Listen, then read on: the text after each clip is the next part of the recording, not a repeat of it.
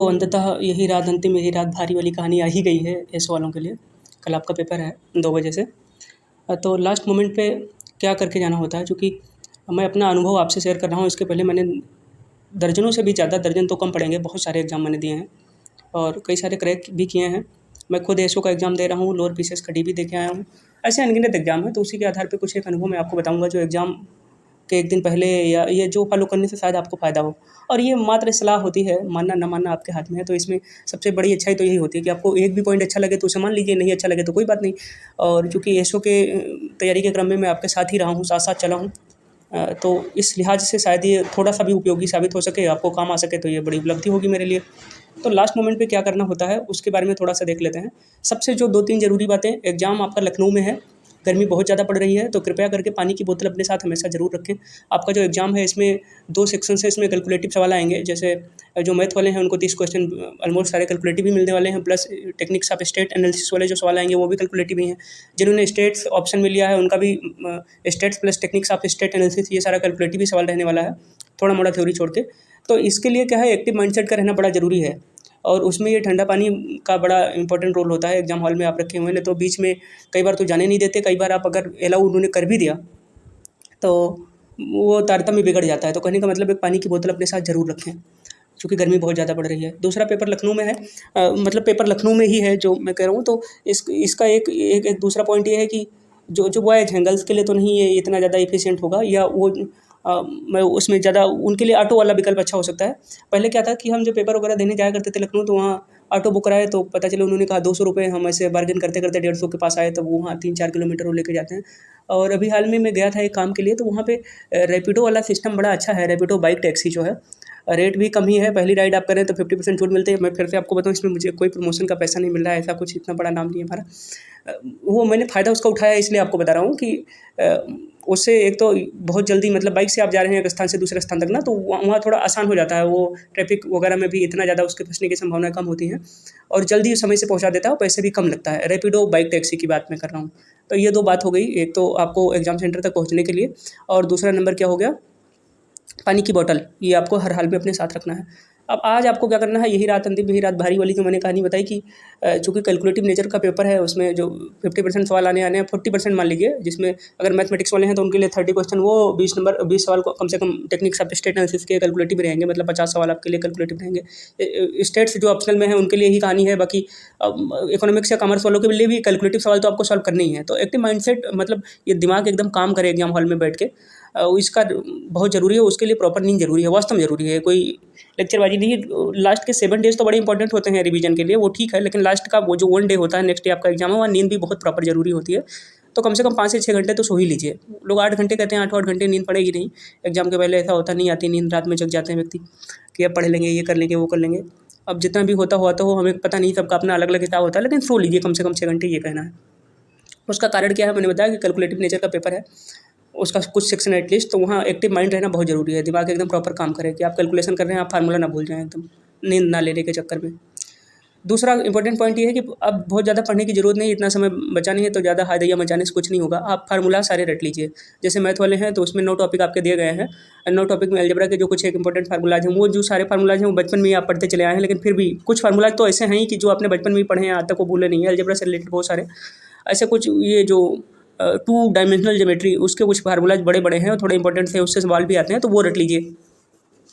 और बाकी जो भी हो, आप वो जो सिलेबस आपके पास पड़ा हुआ है ना, तो सिलेबस देख लीजिए, उसमें कुछ एक टॉपिक ऐसे हैं जिनके फार्मूला रट लेंगे आप, तो वो आपके लिए बड़ा हेल्पफुल रहेगा। तो वो रट लीजिए बिल्कुल, उससे डायरेक्ट क्वेश्चन आने वाले हैं।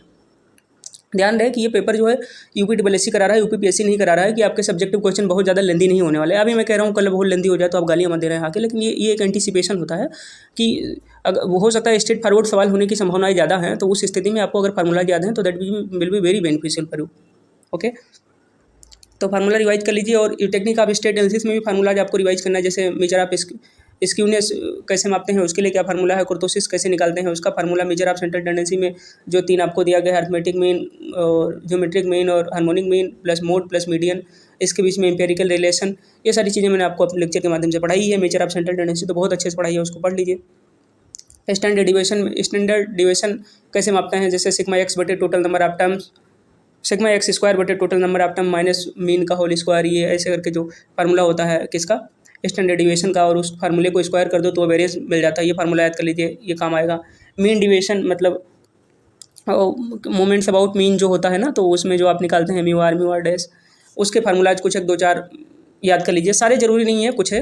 रिग्रेशन कोफिशिएंट में जो आर की वैल्यू कैसे निकालते हैं, आर इक्वल टू अगर एक्स वाई के बीच में लीनियर रिलेशनशिप ज्ञात करना है तो आर इक्वल टू हो गया कोवेरियंस ऑफ एक्स वाई बटे standard deviation of X into standard deviation of Y, मतलब C O B X Y बटे sigma X into sigma Y equal to जो आर होता है। तो ये फार्मूला, इससे संबंधित सवाल कई बार आए हैं, यूपीपीएससी ने भी पूछे हैं, यहाँ भी आने वाला है। कोफिशिएंट ऑफ रेंज जो होता है, जो पूरा दिया गया डेटा सेट है उसमें सबसे छोटा वाला डेटा पॉइंट उठा लीजिए, सबसे बड़ा वाला डेटा पॉइंट उठा लीजिए।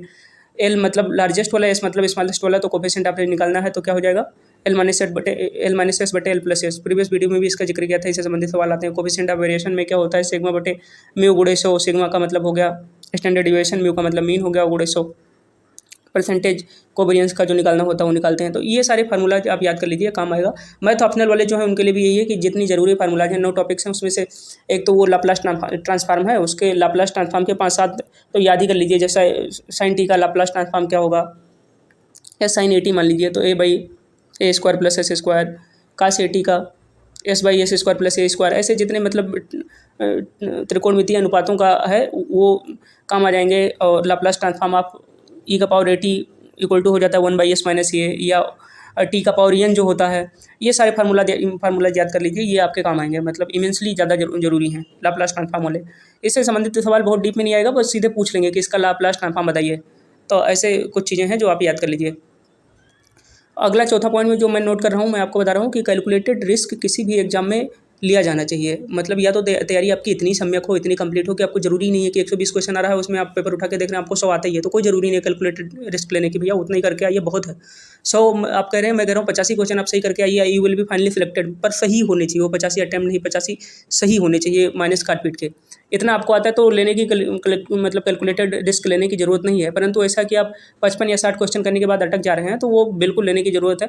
यहाँ इसलिए ले सकते हैं कि 1/4 माइनस मार्किंग जिन एग्जाम्स में होता है ना, वहाँ बहुत ज़्यादा हाई तौबा की बात नहीं होती कि पता चले अब आपकी किस्मत बहुत ही ख़राब है तो चार क्वेश्चन अटैम्प्ट किए, चारों अगर गलत हुए तो आपका एक सवाल जो सही आपने अटैम्प्ट किया था वो गलत मान लिया जाएगा। अदरवाइज 4 में से अगर एक भी सही हो गया तो आप 0-0 पे आ गए। मतलब मान लीजिए 5 क्वेश्चन आपने अटैम्प्ट किए हैं और आपका 4 सही है, 4 गलत है, 1 सही है, तो आप 0-0 पे हैं, आपका ना सही माना जाएगा ना गलत। तो इतनी भी किस्मत अगर ख़राब हो कि 5 अटैम्प्ट किया और 4 गलत हो गए, 1 सही हो गया, तो इसलिए 1/4 जहाँ माइनस मार्किंग हो वहाँ कैलकुलेटेड रिस्क लेना चाहिए मेरे हिसाब से, वहाँ घबराना नहीं चाहिए। तो जैसे आप एग्जाम हॉल में आप क्वेश्चन देखते हैं कि मुझे 55-56 सवाल आ रहे हैं अच्छे से, तो आप ले लीजिए 10-15 सवाल, 20 सवाल और एक्स्ट्रा कर सकते हैं उसमें, 30 सवाल जितना आप अटैम्प्ट कर पाएँ।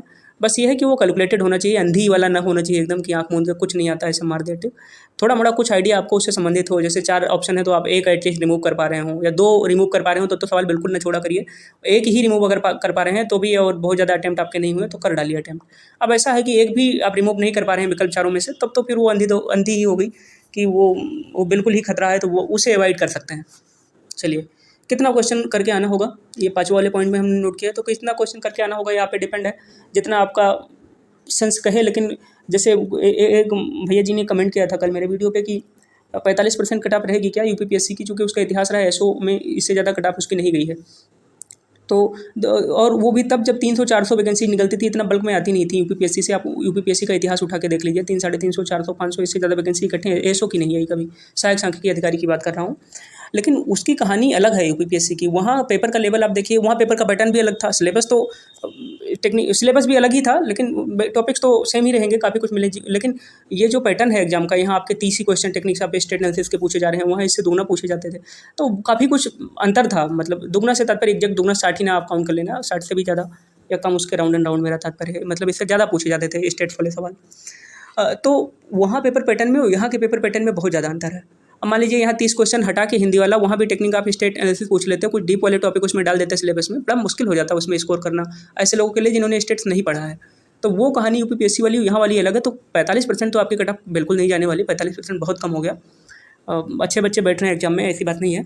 तो आप मिनिमम ना ज़्यादा तो आप 60% तो मान के चलिए ही। 60% मतलब हो गया 12×6 = 72, मतलब 72 क्वेश्चन काट पीट के, मतलब सब नेगेटिव वगैरह हटा के आपके लगभग सही होने चाहिए। ये मैं EOR कैटेगरी की बात कर रहा हूँ, बाकी कैटेगरी के हिसाब से सेट कर लें तो भी एससी कैटेगरी में भी 60 के आसपास अगर आप सवाल करके आते हैं, सही करके आते हैं, तो आपके अंतिम रूप से चयनित होने की संभावना ऑलमोस्ट 100% रहेगी, ऐसा मेरा मानना है। हो सकता है इससे कम ही जाए, तो वो तो बड़े शुक्र की बात है, बड़ी अच्छी बात है।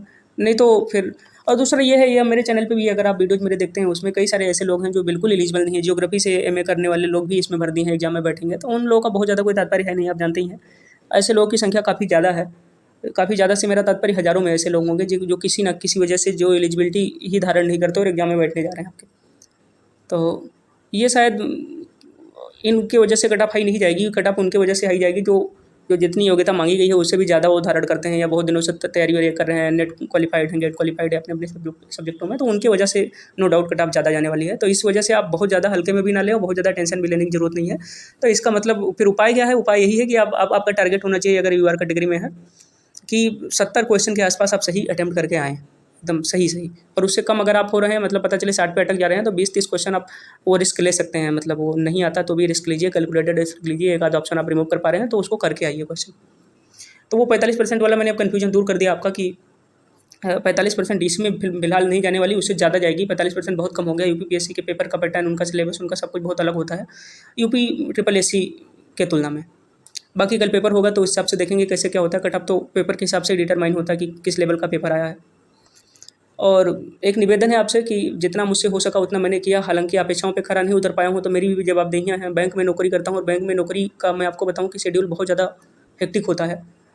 इधर तो लगन वगन था, तो उसमें पता चले पब्लिक डीलिंग हो रही है, 6-6 बजे तक आप पैसे बांट रहे हैं, मतलब निकालने वाले आ रहे हैं, जमा करने वाले आ रहे हैं, और केसीसी बनाना है, दुनिया भर का होता है। तो बैंक में जॉब वाला शेड्यूल बड़ा हेक्टिक होता है, और विशेषकर रूरल रीजनल बैंक, मतलब जिसमें मैं कार्यरत हूँ, क्षेत्रीय ग्रामीण बैंक में बहुत कठिनाइयाँ हैं, तो इतना टाइम निकलता नहीं है। तो इसके लिए मैं क्षमा प्रार्थी हूँ।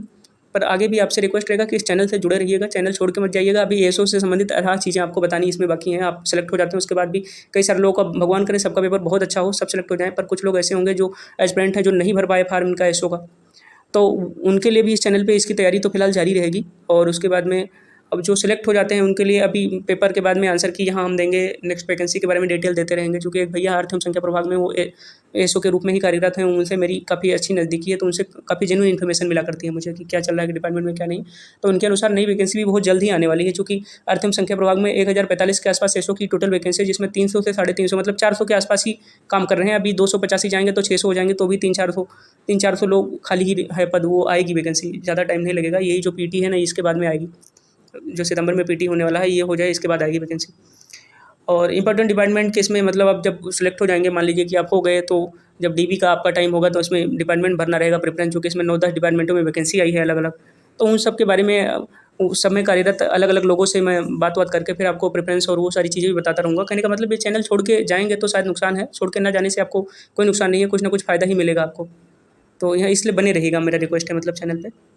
और साथ में अब हम कुछ नई चीज़ें भी शुरू करेंगे, जैसे अब अगला एग्ज़ाम जो हम फोकस करने वाले हैं वो यूपीडब्ल्यूएससी बोरिंग टेक्नीशियन का 486 पोस्टों के लिए वैकेंसी आई थी, ये जुलाई अगस्त 2019 में ही आई थी। इसका एग्ज़ाम अब 3 जुलाई 2022 को यूपीडब्ल्यूएससी ने शेड्यूल किया है, और ये एग्ज़ाम इस बार होके ही रहेगा, क्योंकि जिस तरह से जिस फ्लो में यूपीडब्ल्यूएससी चल रहा है, बड़ी मतलब उम्मीदें जगी हैं कि सब कुछ एकदम समय से हो रहा है जितना इन्होंने शेड्यूल किया था।